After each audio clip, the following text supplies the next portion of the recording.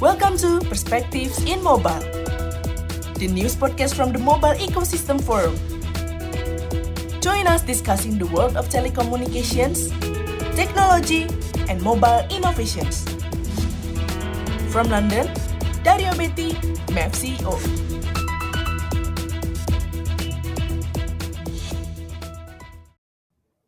Hello, everyone, and welcome to Perspective, the podcast from the Mobile Ecosystem Forum, where we have the chance to speak at length this time with one of the people that are shaping the industry we live in the mobile ecosystem. And this week, we talk about the root, if you want, for MEF, which is the mobile entertainment area, and much more, I would say by now, but that's what it is being known for. It's a mobile entertainment, and we do it with a company that has really shaped in terms of our membership, what we're doing, and somebody that has been there since, I would say, the very beginning of this industry. It can talk about all the things that he's seen. Then that person is Alexis Bartelds, the co-founder of Some Media, and previously, as we'll see, working in mobile operators and content producer as well for the mobile industry. So plenty of history to go through. Welcome, Alexis, to Perspective. Thank you so much, Dario. It's a pleasure to be here and having this conversation. Alexis, you are in Amsterdam today while I'm in London. Is that true?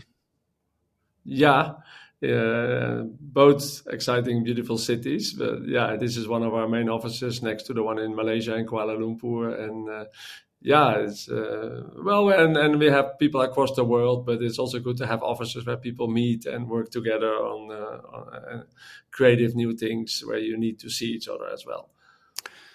So in Some Media, we can get through you a pretty international perspective in the market. And given that Some Media was founded in 2007, pretty good historical view as well, I would say. So based on that, the traditional questions we have here at Perspectives is, what's your view? What's your view now on the mobile entertainment market?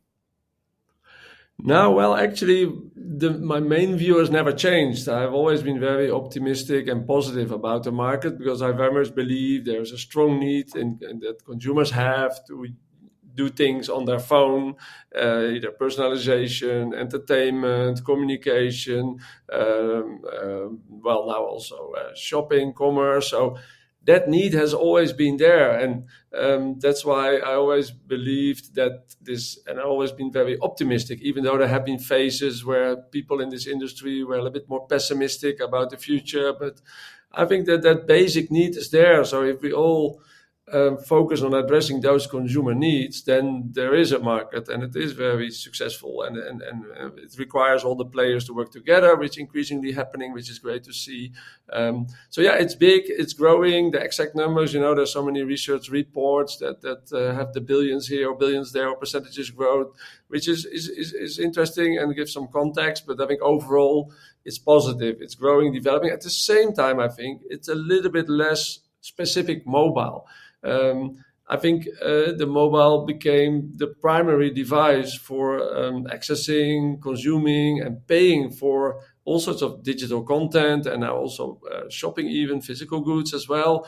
So it's a bit less only the mobile. The mobile is a primary device, but there is a lot behind it as well. So from that perspective, I don't know how much we should focus on defining it as a separate industry. But that notion of mobile being first, that is important, but we should not forget everything else that comes behind it.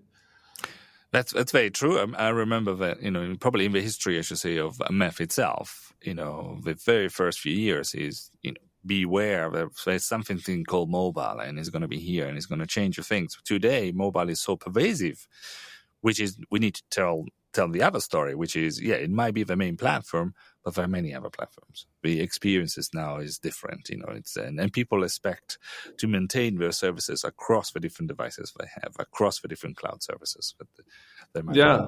Exactly. Yeah. Very important. You probably touched already on what I wanted to ask you there, which is founded yourself, Some Media, in 2007. So you've been 16 years. You've seen the changes. I mean, probably already 2007. Well, the maximum. It was the Java games. It was after ringtones. It was in the ringtones, the SMS services, the Java games.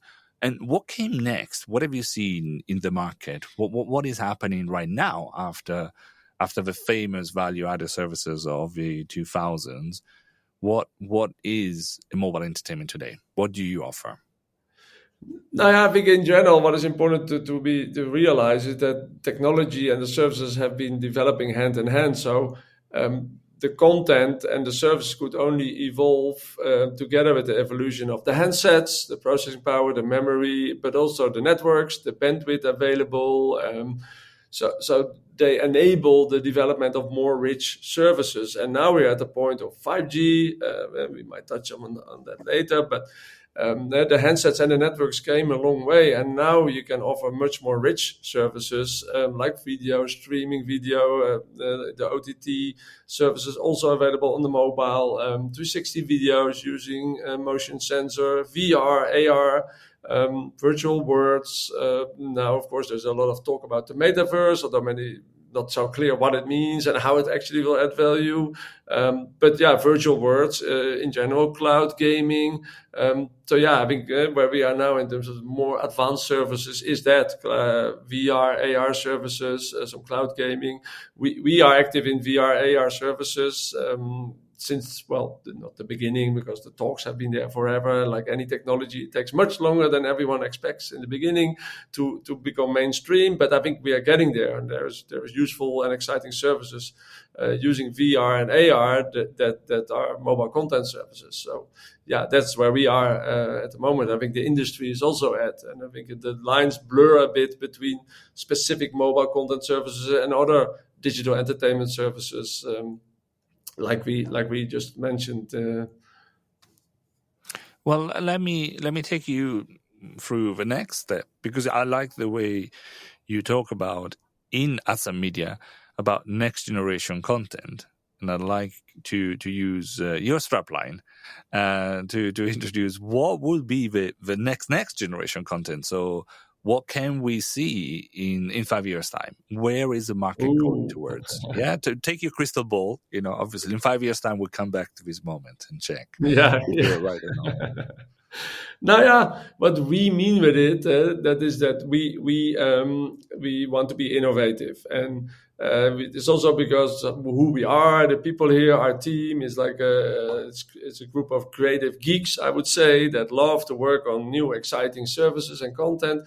But at the same time, we want to make sure it's available for as many people as possible. So sometimes that means, and not everyone likes that, but we have to compromise a little bit on how advanced to make the services or what technology to use. So an example with VR, if you limit it to VR headsets, which would be a more rich experience, more immersive experience, then it's a small market and a small group of users that can actually use it. We are far from people walking in the street with the VR headset. Of course, now Apple Vision Pro, etc. But it's still, that is a long way from being mainstream, I think. So what we also want is that it works on most phones, and that means we often choose for the browser as the platform instead of an app, a native app. Also, we keep in mind what is the bandwidth, what is the processing power required, the memory. So sometimes the services can be more advanced, but we intentionally decide to limit the let's say memory consumption or processing power so that it becomes available for most of the let's say smartphones. And so that will continue to go hand in hand, I think. So there are some things that we can already envision in terms of virtual worlds, for instance, or full AR services. But for most phones, that is still too heavy. But I think in 5 years from now, with even faster networks and more powerful handsets, those things will be available, and there will be a more of an integration, looking at VR and AR between the real world and digital. And I think that's where also we see opportunities, not just virtual worlds, but how do you combine it with the physical world, with the real world? And I think that's where the most exciting and innovative things will happen. But that, does still require a little bit more powerful technology and things becoming mainstream for that to happen. So, yeah. So the digital and the physical world are coming together in the future. But we, and you mentioned right now, are seeing something pretty powerful, pretty expensive, I would just say as well. You mentioned the Apple Vision Pro. These set of technologies, I wouldn't know exactly how to call it because it's so complex in a sense, but allows you to immerse yourself in a virtual and yet to be somehow interactive in the physical world as well. So where is that taking you? Do you think that this product is really going to change the market, or is it a bit too early yet? Because of what you were saying, still the industry overall is not there for accessibility. No, I think eventually it will change the market. I think for now there will be some very specific services where it makes sense to use the VR headset. But I think also even the Apple Vision Pro, actually funny, interesting, last night, our director of products, he's based in New York. So there he could go to the Apple store, have a demo, and also buy an Apple Vision Pro. So we try to use it to see how it is, how we can adapt our services for the Apple Vision Pro, also to understand what it could mean. And his first comments were this morning, it is the future, it's exciting, but at the same time it's still, it's not you're still in your own world, and it's semi-transparent. Apple claims you can see your eyes, etc., but it's still too much of a closed environment. I think there's still some way to go, but and also I don't think people will start wearing VR headsets no matter how beautiful, if Apple does it or other vendors will come out, but for some time to come, especially not on the street or in public transport, or so yes, maybe at home or in an educational setting or in a business setting like a hospital where it can be used. As long as it, and then indeed the price, who can afford a $3,000 headset? Phones are already costly, but this is another level. So at the same time, what is really cool about it is you can, let's say in your kitchen, you project a screen where there's recipe videos shown, but in your living, then you walk around to your living, then there is videos or Netflix is being shown on a screen that is projected in your Apple Vision Pro or other headset. So you can make it relevant to where you are. That instead of having to, just one screen where you either see the recipe videos or see the movie you want to watch or the series you're following. So it will allow for these things, and I think that will make it more relevant for the consumer. But that also requires quite some development still in the services. But we see it as a platform where we can also where users can consume our services in addition to other platforms. So like we mentioned before, we established before the handset, but there's also other platforms. I think same will go here. Not everything will be in a VR headset. There will still be people consuming for a long time and for a lot of time on the phone or on a PC or on a tablet. But it is exciting, as you may sense from my. Well, it is a future. It's exciting, and it's probably a combination of so much technology development that is exciting just for the pure fun of it, or as a technophile. But if you were a mobile operator today, and thinking about potentially Apple Vision Pro, that's potentially a bit too far away, but some media has invested in augmented reality and virtual reality already, and for quite a while. So I suspect that something is possible to be done. But is it easy? What have you learned so far from these services? What would you tell a mobile operator that they can do or shouldn't do? No, various things. One is what I just mentioned, that if you want to make it available for many of the users or many of the operators' customers, then you should limit yourself, or at least compromise on some of the features, so that it works on most phones, that it can work in the browser. Most of the VR headsets, they also support the browser, so you can consume it there, but you can also consume it just holding your phone, and with the motion sensor, it is already a special experience, much, much richer than just normal flat services. So that is one of our messages to carrier. It's there now. You're going to have an attractive service for consumers, for your customers today that is advanced, that is VR, that is AR, using it in a relevant way, because that's my next point.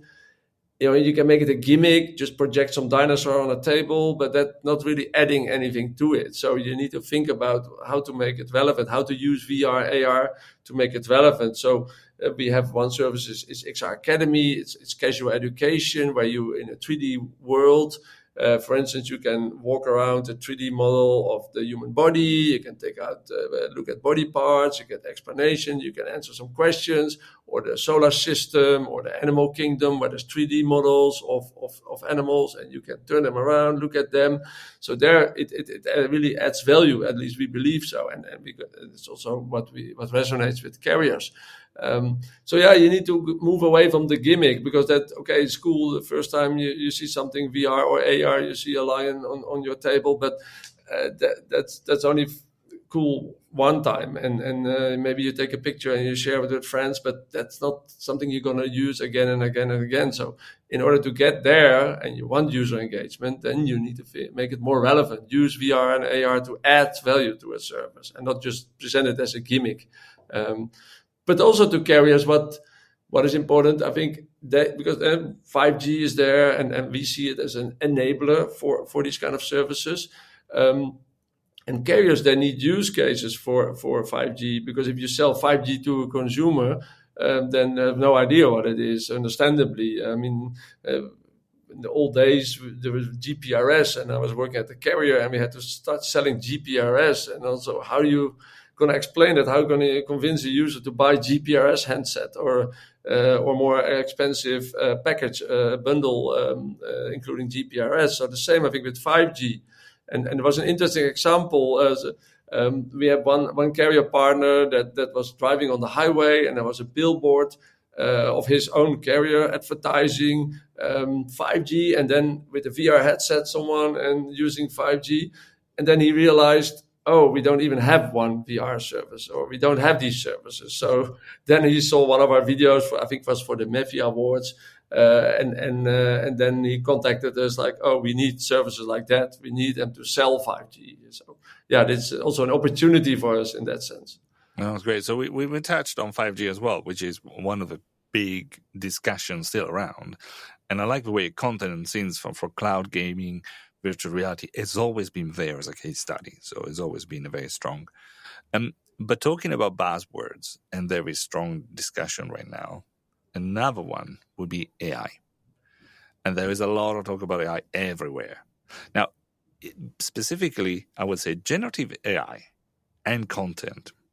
Is that something that should impact your work? Is it going to be a threat for mobile, or is it going to be a great tool for you? How do you see AI, friend or foe?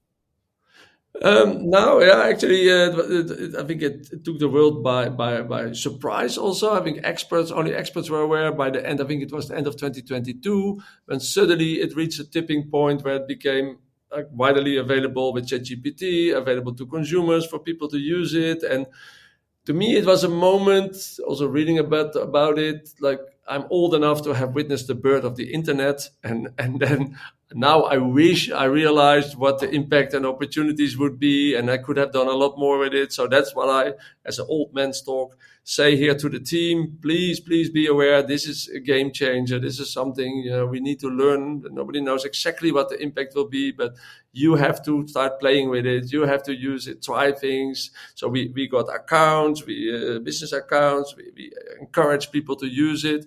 Now we even set as a target for each team to prove a case of using AI in day-to-day business. So that is targets they have. People, and some people already start using it. Like I said, we have these creative geeks. They want to start playing with this kind of technology as soon as possible. And what we learned so far, there's two main areas where to use it. One is efficiency. Certain things can be done by AI. There's even some coding done by AI. Of course, still needs to be reviewed by a developer. Translations for some of the content, because we are live in so many markets. So we need to always translate, at least as part of localization. So some of that is done by AI now. Of course, everything still needs a quality check by a human. And the other is indeed in terms of products, like then you talk about generative AI. There a lot will happen. At the same time, I think still you need to think, what is the concept, what is the idea, because it's also everything is possible. And what is then the product? So people also like something specific that really addresses a certain need, so you can use it to interact, like with an anime character, for instance, and then so then it makes sense. But and it uses the same like tool or the same technology that can do a lot more. But if you present it like that, no, people don't know how to use it. So our role is to package it and to translate it in something that is addressing a specific need. But yeah, you can in video, in image creation. But I think, users like to generate things. You have all these filters that were so successful and are still successful. This is also another option there. So, as you can maybe sense, we are also still figuring out how to use it in our products. But one use case is also you stand in front of the camera and you do exercises, and then using AI. The service detects what you're doing, whether you're exercising, you're doing the exercise correctly, whether your position is correct. So that is a specific use case. That's not so easy to get it right with mobile camera, but there are some, I think, good examples already more in the medical sphere. But to translate that into a consumer product, that's another step. But that I think is another interesting venue. And that was a MobileFit, right? Your product on an AI-assisted trainer, which you offer as well. So, which gives me a little reflection. That is not what I would have traditionally defined as a mobile entertainment product. But where is entertainment going? Is it just entertainment, or is now utility? Is it well-being? Is it time spent on yourself rather than entertaining yourself? Where is the market going in that direction? Yeah, I think there is a big market. People like to not only entertain themselves, but people also like to develop. We also found that this educational service we have, it's casual education. It's not curriculum based. It's casual education. It's XR Academy. It does resonate well, and people actually use it a lot more than some of the other services. And I think people like to learn. People are interested, and this way it becomes more exciting to learn something in a casual way. Even we bringing this now to the next level, also with the carrier partner. In this case, it's MTN in South Africa. They have a back to school bundle where they have a few educational services bundled together with the SIM card as an offer for back to school at the end of the school holiday. And they work together also with Oxford Book Publishing, and they have people that go to the schools, also in rural areas. And these schools cannot afford 3D models of the human body, for instance. But if they have a carton headset that can be MTN branded or some media branded, or we can be happy to sponsor that. And then the teacher can, with his phone or her phone, show to the kids a 3D model of the human body using XR Academy, our casual education service.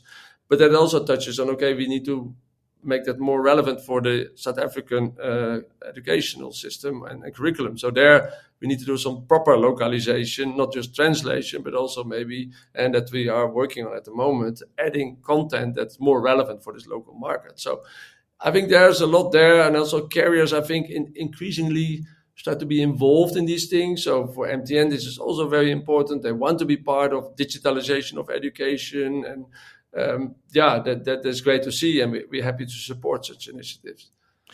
Well, you're touching the international aspect of some media, because when I look at you got 90 mobile operators in 46 countries represented there in your connection of services. So let's talk about the regionalization or the geographic differences. Are there differences? Is a world the same, or is it you can see something trending in one place which is not somewhere else?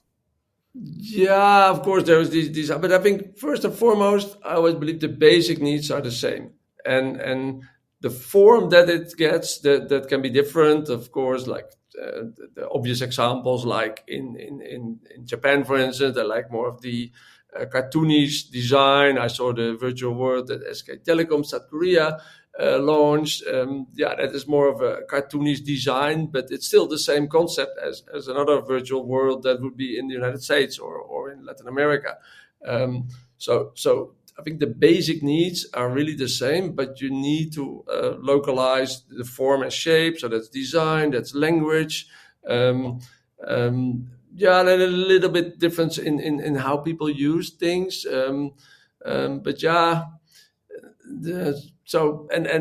Sometimes you need to go deeper, like the example I just gave with MTN. If it's like proper education, if it goes to schools, then you cannot suffice with the same because part of it is also art history.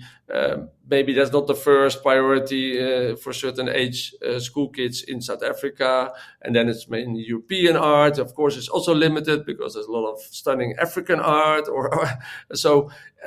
there we need to make it more relevant for the local users. A balance, because also in terms of cost, obviously, if you develop for each individual market, then at some point that's not worth it. So we also need to keep an eye on the business case. But some localization is key in any market, and it's more than just translation. It's really also sometimes often design of the product and also the marketing. So you say localization is important, but that's a kind of a human need, the one you kind of offering. It's universal, and in itself, everybody wants to have the time to entertain themselves, to do something else, and potentially, as we've seen, entertainment to entertain and maybe sometimes learn or improve their life. Let's talk about your life then, because one thing that I do like asking in general when in these options of having half an hour with somebody, which is great, is how did you come to do something? And I'm a great believer in serendipity. Some people are very good at planning, but sometimes you just learn as you go along. And I would say, did you learn? I mean, in your experience, you were working in a mobile operator, and you end up now serving them and working with them, but only for 2 years. But you're working in a very exciting operation, as you say, an operator I really learned to love as I was working since the beginning, Ben in the Netherlands. How was that? And you were there working on VAS. I mean, you were the senior product manager for VAS and mobile entertainment.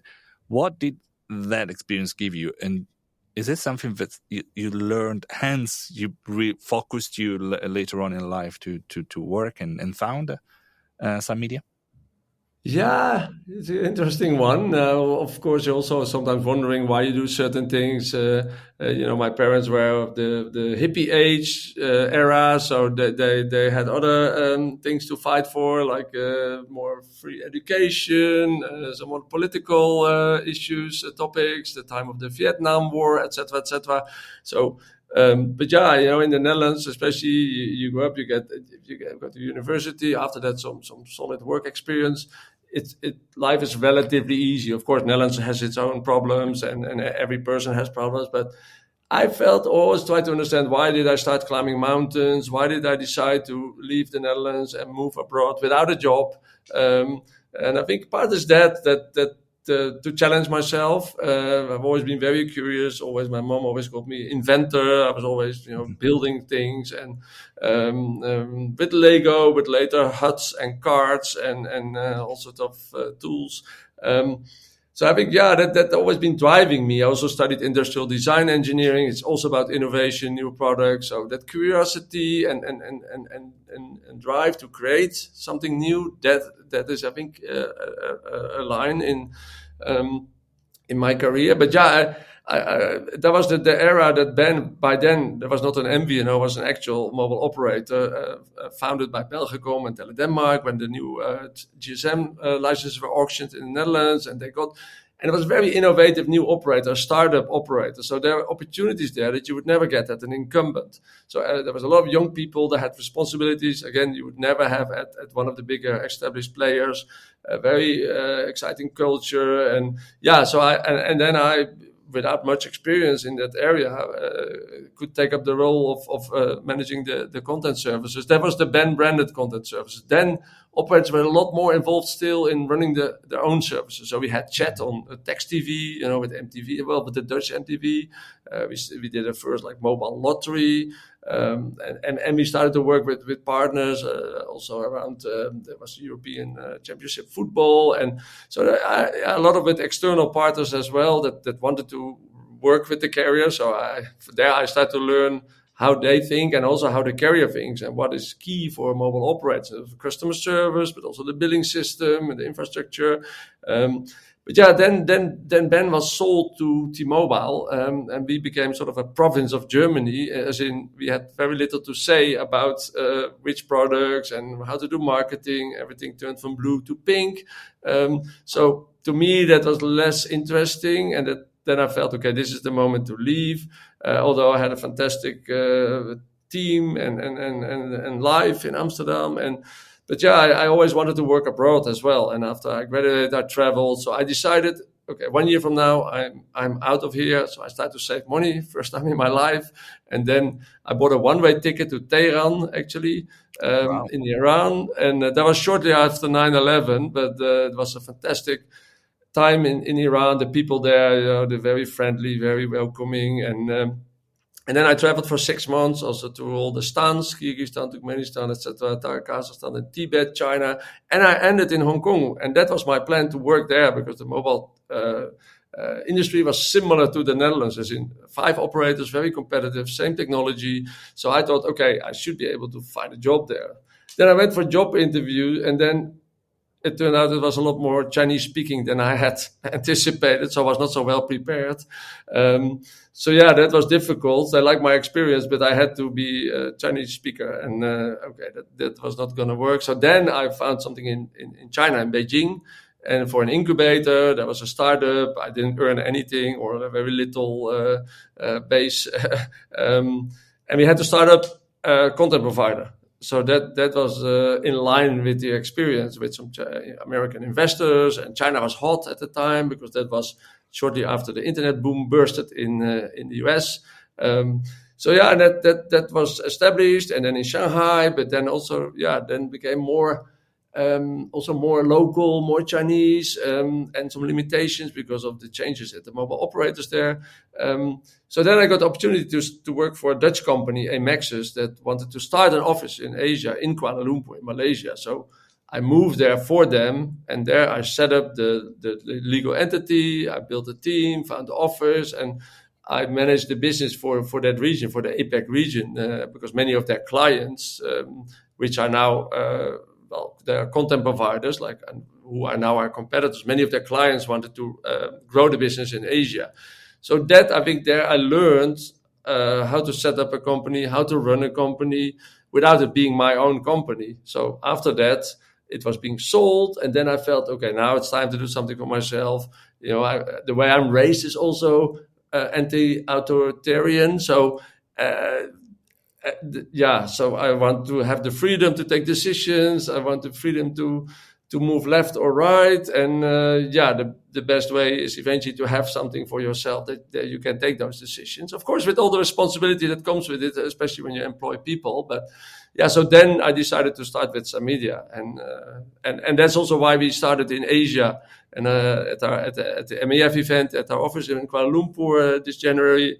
I said it, we are proud that we started in Asia. Our first office was in Malaysia, and only later we opened the office in Amsterdam.